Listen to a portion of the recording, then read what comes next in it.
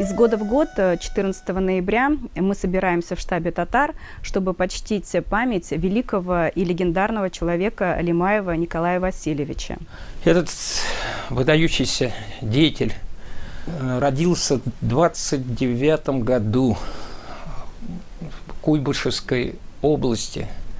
Сейчас она называется Самарская, в Красном Яре. Село есть такое, Красный Яр.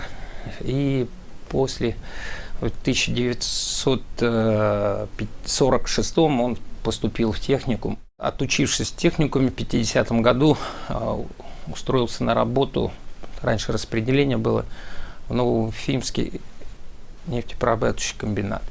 Доработал до начальника цеха, и в 1963 году его пригласили в Татарстан, Нижнекамский нефтехимический комбинат, на должность генерального директора.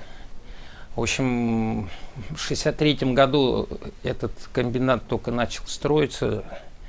Николай Васильевич как бы с нуля его начал возводить.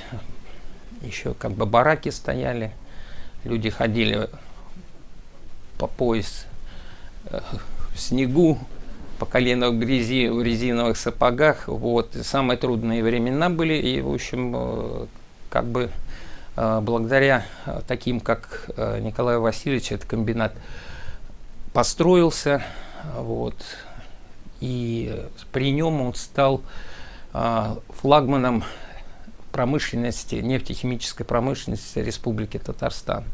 Николай Васильевич сделал огромный вклад в развитие города и химкомбината. На химкомбинате работали мои родители, они его помнят добрым словом. Папа его помнит по комсомольской линии. Отзываются мои родители о нем как о большом профессионале своего дела, справедливым руководителем и очень добрым человеком. Николай Васильевич очень дружил с первым президентом Республики Татарстан Минтимиром Шариповичем Шаймиевым. Они прекрасно дружили, общались с семьями, дружили, отдыхали вместе. Из воспоминаний Минтимира Шариповича Шаймиева он говорил, что Николай Васильевич очень был ответственный человек.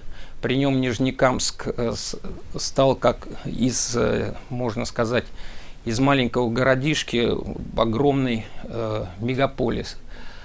То есть Николай Васильевич еще в свое время как бы очень внимательно относился к тем работникам, которые работали у него на предприятии, интересовался личной жизнью каждого, бытовыми проблемами каждого работника. Ходил по цеху, все его знали, все с ним здоровались. Вот. И он много усилий и приложил для развития социальной сферы Нижнекамска. Строительство больниц, детских садов, пионерских лагерей. В свою очередь могу сказать, что я почувствовала все блага химкомбината, когда училась в спортивном классе. Нас очень сильно поддерживал химкомбинат экипировкой. То есть это мы выезжали очень часто на соревнования, и было это все на высочайшем уровне. Это заслуга, я считаю, что Лимаева Николая Васильевича, потому что был очень мощный вклад его профессиональный в развитие химкомбината. Благодаря ему, можно сказать, Татарстан сейчас процветает. Нефтехимическая промышленность сейчас занимает ведущую роль не только в России, но и во всем мире. Продукция этого предприятия реализуется от Франции и кончая Японией. То есть каучук, например, используется в изготовлении шин, и эти шины выпускаются вот на таком огромном пространстве. Я еще раз напоминаю, начиная от Франции, Германии, и кончая Россией, и кончая Японией. Ну, а что касается бытовой, как вот Минтимир Шарипович говорит, он был душой компании, всегда любил анекдоты. Даже его дочь и внучка вспоминают, что он обладал чувством юмора. Сегодня на кладбище мы как бы отдали дань уважения этому человеку.